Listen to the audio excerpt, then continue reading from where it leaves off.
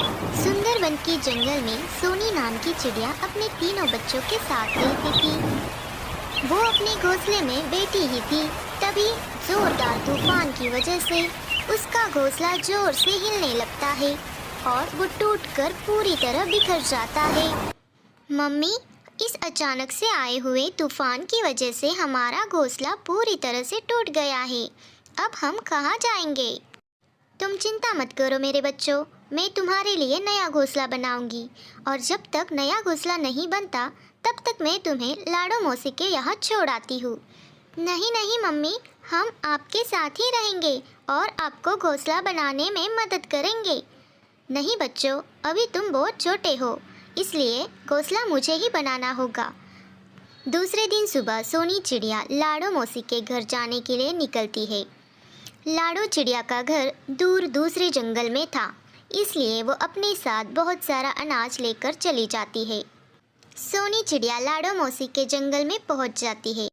लाडो मौसी, अरे ओ लाडो मौसी, जल्दी से दरवाज़ा खोलो, मैं आई हूँ सोनी चिड़िया। बहुत देर तक सोनी चिड़िया दरवाज़ा खटखटाती है, लेकिन अंदर से कोई भी आवाज़ नहीं आती। थोड़ी देर रुकने के बाद वहाँ एक कौवा आ जाता है और वो कहता है, अरे तुम कौन हो और ये दरवाज़ा क्यों खटखटा रही हो? लाडो मौसी तो अभी घर पर नहीं है, वो कुछ दिनों के लिए अपनी माँ से मिलने दूसरे जंगल चली गई है। ऐसा कहकर कालू कौवा वहाँ से चला जाता है। अरे बाप रे, ये क्या हो गया? पता नहीं अब लाडो मौसी कब वापस आएंगी। अब मेरे बच्चों को लेकर मैं कहाँ जाऊँ? एक लाडो मौसी ही थी जिसके घर में अपने बच्चों को रख सकती थी। अब मैं कहाँ जाऊँ, क्या करूँ? अब तो रात भी होने वाली है। तभी अचानक से बारिश शुरू हो जाती है। बारिश के साथ साथ तूफान भी आ जाता है। लाडो को समझ नहीं आता कि अब क्या करे।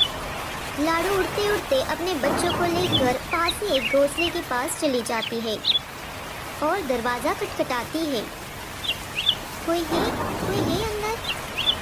तभी एक कौवा अंदर से आकर उससे बात करने लगता है।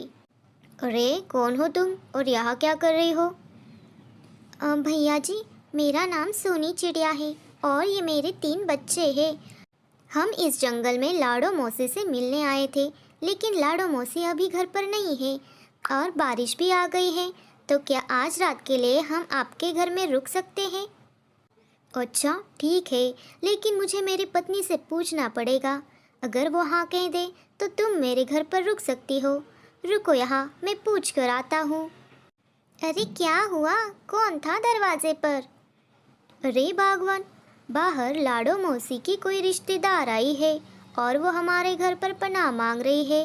क्या आज रात के लिए हम यहाँ पर उसे रुकने दे सकते हैं? क्या मेरा घर क्या धर्मशाला है जो कोई भी आके रह ले? आप उस चिड़िया को जाकर मना कर दो। अरे मेरी प्यारी गोरी, उसके पास बहुत सारा अनाज भी है, हमारा खाने का इंतज़ाम भी हो जाएगा। क्या क्या कहा आपने? बहुत सारा अनाज भी है? अच्छा रुको, मैं अभी जाकर देखती हूँ। सुनो चिड़िया, अगर तुम्हें मेरे घर पर रहना है तो तुम्हें उसके बदले में मुझे कुछ तो देना होगा, नहीं तो तुम हमारे घर पर नहीं रह सकती। देखिए बहन, मेरे पास ये अनाज है, इसमें से थोड़ा अनाज मैं आपको दे दूँगी। प्लीज़ आज रात के लिए हमें इस घर में पनाह दे दीजिए। ठीक है, मुझे मेरा घर गंदा नहीं चाहिए, इसलिए मैं तुम्हें पास का एक घर पर रुका रही हूँ, तुम वहाँ रुक जाओ। गोरी कौवी सोनी चिड़िया को पास के घोंसले में रहने के लिए ले जाती है और उससे आधा अनाज लेकर घर चली आती है। अरे वाह, ये तो बहुत अच्छी बात हो गई, हमारे खाने का इंतज़ाम भी हो गया। दूसरी तरफ लाडो चिड़िया को नींद नहीं आ रही थी। तीनों बच्चे सो गए थे। ये गोरी कौवी तो बहुत ही चालाक है, बस अब जल्दी से सुबह हो जाए, फिर मैं अपने बच्चों को लेकर अपने जंगल चली जाती हूँ। सुबह हो जाती है, लेकिन बारिश कुछ रुकने का नाम नहीं लेती। तभी गोरी कौवी सोनी चिड़िया के पास आ जाती है।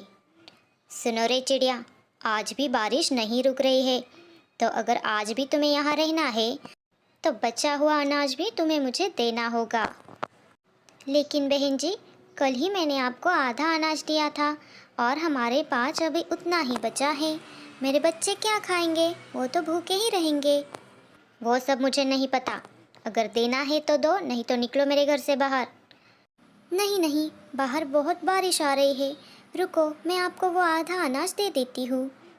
बेचारी सोनी चिड़िया मजबूरन उसे वो सारा अनाज गौरी कौवी को देना पड़ता है। रात हो जाती है, बच्चे सो जाते हैं। दूसरे दिन सुबह सोनी चिड़िया फिर से दरवाज़ा खोलकर देखती है। बारिश फिर भी रुकने का नाम नहीं ले रही थी। इस बार सोनी चिड़िया परेशान हो जाती है। उसे समझ में नहीं आता कि वो अब क्या करे। तभी गौरी कौवी वहाँ पर आ जाती है और वो कहती है, सुनो रे चिड़िया, आज तुम्हारे पास मुझे देने के लिए कुछ भी नहीं है, इसलिए तुम तुम्हारे बच्चों को लेकर अभी के अभी घर से बाहर चली जाओ। अरे गौरी बहन, लेकिन हम इस बारिश में कहाँ जाएंगे? आपने हमारा सारा अनाज तो ले लिया। कम से कम ये बारिश रुकने तक तो हमें यहाँ पर रहने दीजिए। मैं आपके हाथ जोड़ती हूँ। वो सब मुझे नहीं पता। चलो निकलो मेरे घर से बाहर। मैंने यहाँ पर धर्मशाला नहीं खोल के रखी। गौरी कौवी उनकी एक नहीं सुनती और उनको घर के बाहर निकाल देती है। सोनी चिड़िया और उसके बच्चे बारिश में भीग रहे थे। उन्हें समझ में नहीं आ रहा था कि वो अब क्या करें। मम्मी, अब हम कहाँ जाएंगे? ये बारिश का पानी तो बहुत ही ठंडा है। हमें बहुत ठंड लग रही है। हाँ मेरे बच्चों, चलो हम किसी और पंछी का घर ढूंढते हैं रहने के लिए। वो सब वहाँ से निकल जाते हैं।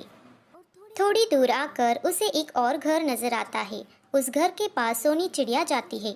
वो दरवाज़ा खटखटाने वाली ही थी, तभी उसको एक चील दिखाई देता है और वो कहती है, अरे बाप रे, ये तो एक चील का घर है। अच्छा हुआ मैंने दरवाज़ा नहीं खटखटाया, नहीं तो वो मुझे और मेरे बच्चों को खा जाता। हमें यहाँ से जल्दी से भागना चाहिए। और वो वहाँ से निकल जाते हैं। थोड़ी दूर आकर एक पेड़ के डाली के नीचे वो सब बैठ जाते हैं। तभी सोनी देखती है उसके बच्चों को बहुत तेज बुखार हुआ था। उसे समझ में नहीं आ रहा था कि वो अब क्या करे और वो रोने लगती है। तभी वहाँ पर मुनमुन नाम की चिड़िया आ जाती है। अरे बहन, तुम यहाँ इतनी बारिश में क्या कर रही हो? क्या तुम रास्ता भटक गई हो? इससे पहले तो मैंने तुम्हें इस जंगल में नहीं देखा। सोनी चिड़िया उसे सारी बात बता देती है। तभी मुनमुन चिड़िया उसे कहती है, तुम चिंता मत करो, तुम मेरे साथ मेरे घर चलो। और मुनमुन चिड़िया उन्हें अपने साथ अपने घर लेकर चली जाती है। वो उन्हें चाय पिलाती है और थोड़ी देर बाद डॉक्टर को बुलाकर बच्चों को दवाई दे देती है। रात में तूफान बहुत बढ़ जाता है। कौवे का घर तूफान की वजह से टूटकर बिखर जाता है। कौवे को समझ नहीं आता कि वो अब क्या करे। वो बहुत सारे पंछियों के घर का दरवाज़ा खटखटाते हैं, लेकिन कोई भी उन्हें अपने घर में पनाह नहीं देता है। और वो बारिश में भीग रहे थे। तभी गौरी कौवी को अपनी गलती का एहसास हो जाता है। उसे याद आ जाता है कि उसने सोनी चिड़िया और उसके बच्चों को बारिश में घर से बाहर निकाला था। तभी वो कहती है, हे भगवान, मुझे माफ़ कर दो। मैंने सोनी चिड़िया के साथ अच्छा नहीं किया। उसको बारिश में मुझे नहीं निकालना चाहिए था। आइंदा से मैं ऐसा नहीं करूँगी। मैं सभी पंछियों की मुसीबत में मदद करूँगी। तभी कौवे को एक लकड़ी का घर वहाँ पे दिखाई देता है और वो उसमें जाकर रहने लगते हैं। इस कहानी से हमें ये सीख मिलती है, मुसीबत के समय में हमें एक दूसरे की मदद करनी चाहिए।